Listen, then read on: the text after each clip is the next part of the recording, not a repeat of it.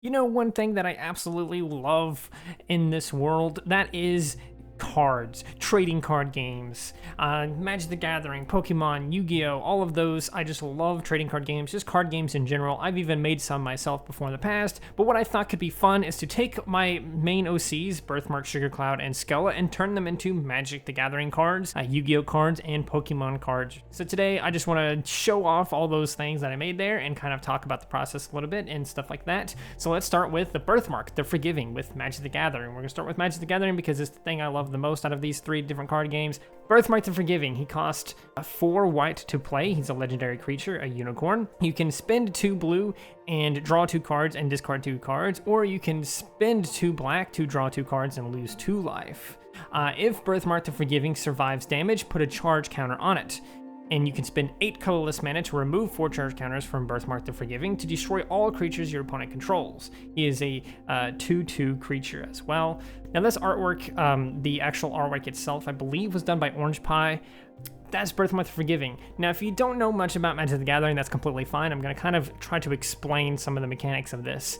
The thing on the top right here is the cost for the creature. There's things called lands. You have to tap them to be able to play different creatures and stuff. So you need 4 white lands. Usually that's going to be plains, but it can be any number of things. It's usually going to be plains, though. So you need 4 plains to even cast this creature, and then you need 2 water to use one of his abilities, or you need 2 swamps to use his other abilities. So he has a couple different abilities there.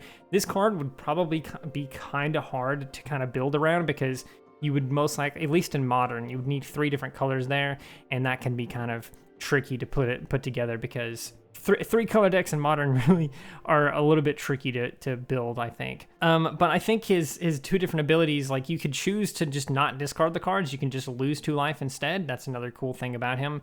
But that is kind of his thing. His thing is he comes out, you need to protect him as much as possible. You're most likely going to want to beef him up with other spells to get his toughness up so that he can survive damage and get charge counters on him.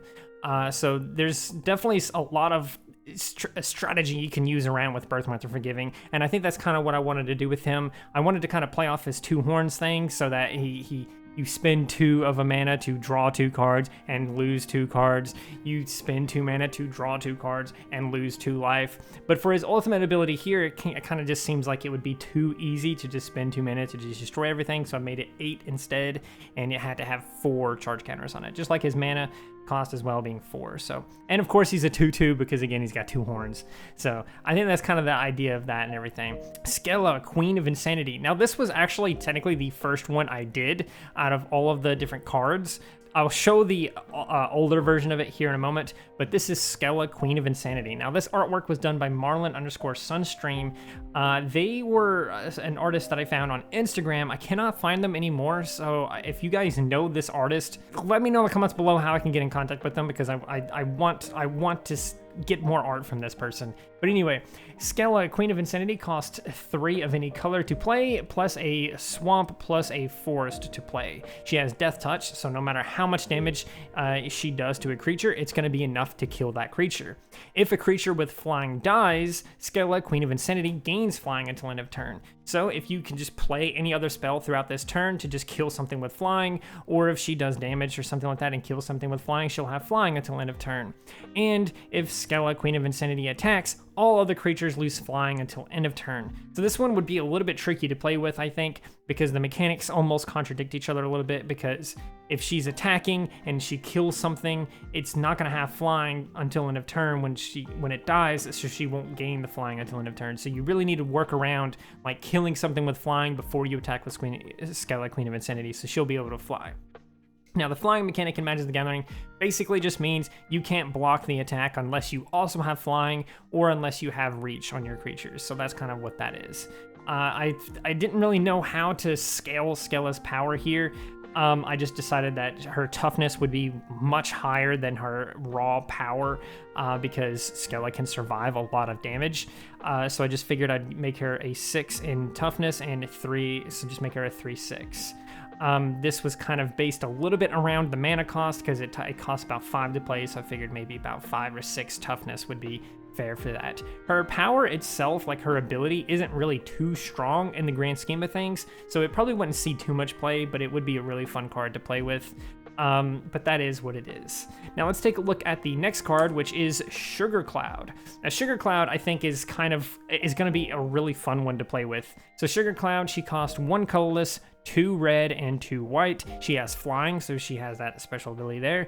You can tap her to take control of a creature an opponent controls. It gains haste until end of turn. I kind of tried to balance her like OP ability of just constantly taking stuff by making it so that only creatures you don't own can attack. So once you have Sugar Cloud out, nothing you own can attack. So basically nothing you control when you first put her out is going to be able to attack. However, since she's stealing stuff your opponent controls, you will then be able to attack with stuff, but you can only attack with stuff that your opponent controls. And I think that's kind of a fun idea.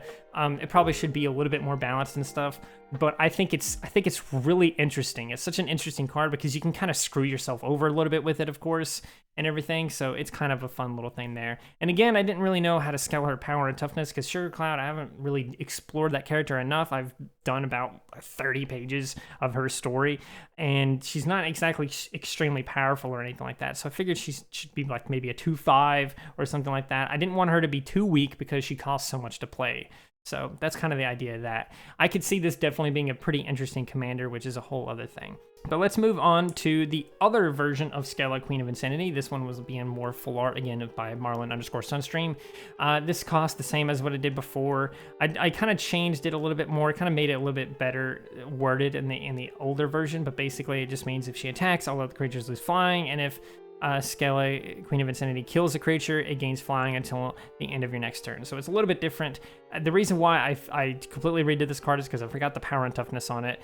The words are kind of like jumbled together a little bit. Just overall, it just doesn't look as good in the text and stuff, so I just went ahead and redid it. But this is the old version of the Scala, Queen of Insanity. Now we can move on to Pokemon cards. Now I gotta be honest with you, I didn't really bother too much with like the weakness and resistance and the retreat cost and stuff like that. I mostly tried to focus just on abilities and their like stats and stuff, and I also just straight up just used the Ponytown PNG version of these different characters to do the artwork. But this is Birthmark. He is a white basic normal creature or Pokemon, I guess, and he has this ability that you can only use if you have less prize cards than your opponent, and this Pokemon does 50 damage to itself, but it allows you to do 100 damage. Again, I'm not super familiar with how like Pokemon cards are like worded and how they exactly look because I don't have too many of them, and at the time when I made this I literally just didn't have any on me at a hand. But this basically is going to do 50 damage to itself, so it's going to take half of its life away, but it's going to do 100 damage to something else. This is very similar to like an explosion, a self-destruct kind of ability, and that's kind of the idea for Birthmark. If you know anything about Birthmark from his story, link for that, his book in the description below, by the way, you'll know that his power can be very explosive. So I like the idea that he does a lot of damage to himself to do even more damage to something else.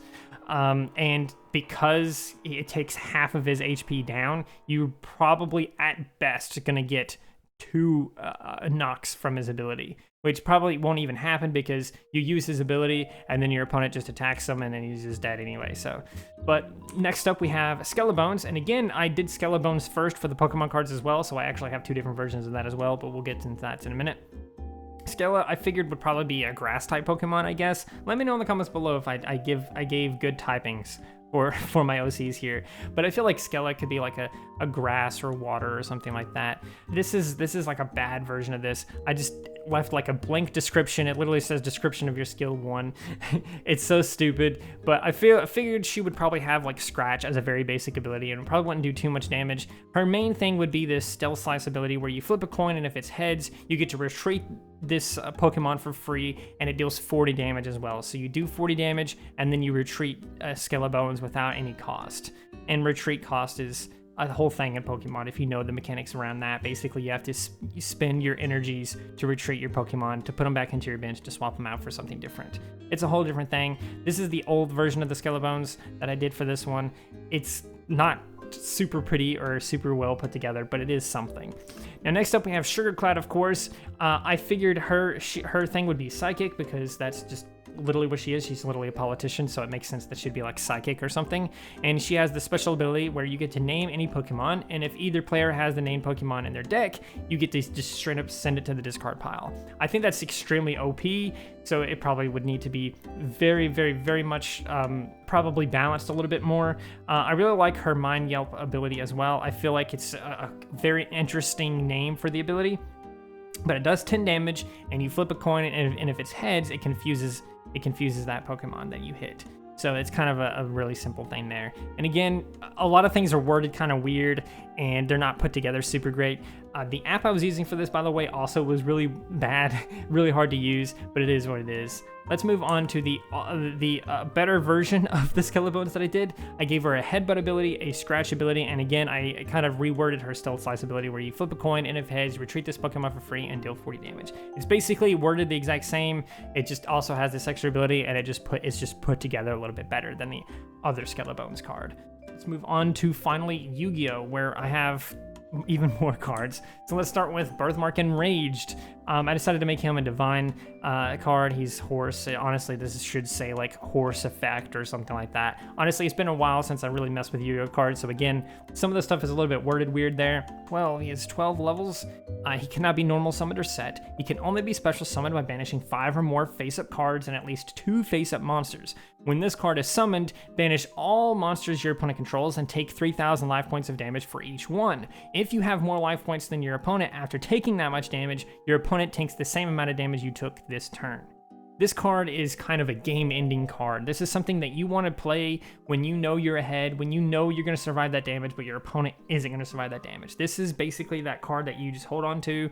This is going to be something that's going to win you a lot of games. I decided, you know what, fuck it, because I kind of made the other ones a little bit fair and balanced. I figured, fuck it, why not Birthmark Enraged for Yu-Gi-Oh? Just make him extremely OP. He's going to win you the game. Now, this is extremely difficult to pull off because you have to banish 5 or more face-up cards that you own, of course. That's obviously really difficult to do because you have 5 zones for monsters, so you basically have to banish all of your monsters that you have.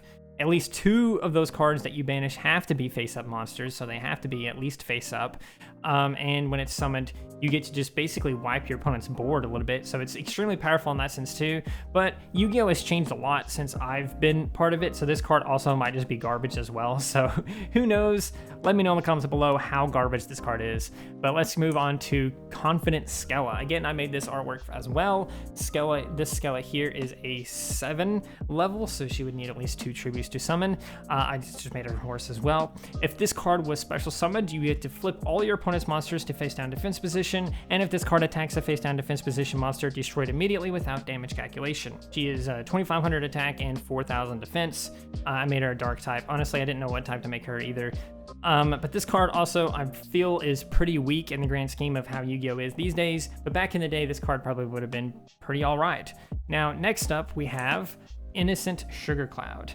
I made her kind of like the weakest one, but also kind of strong in her effect. She's a wind type monster. She's 1 star. Again, I made the artwork for it.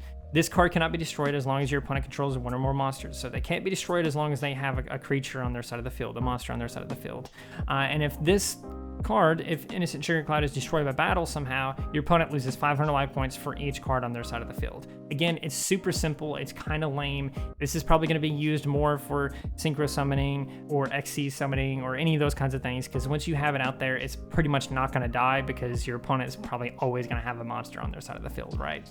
And last, like, Skella is here. This is an extremely old one. I made this forever ago, way before I even decided to do this video. That's why it looks completely different than the other ones. Again, I drew this one. It's a trap card. It's a counter trap card, and you can only activate it when your opponent mentions bananas. You get to steal all of their bananas and inflict 100 life points to them for each banana stolen this way. It's obviously a very joke card, but it's one that I made a very long time ago, and I figured I'd include in this video just because I had it, and that's kind of what I'm doing. I'm making the trading cards with them. So that is the last one there on this list here. Let me know in the comments below which one was your favorite, and also if you think they're balanced or what. Just let me know what you gotta kind of think about this, and maybe I'll do something like this again in the future. But for now, I hope you did enjoy. If you did, please do consider liking, subscribing, sharing, and doing all of those wonderful things like that, because when you do wonderful things like that, not only do you get access to wonderful content such as this, but you also get to become wonderful yourself, and I think we all want that.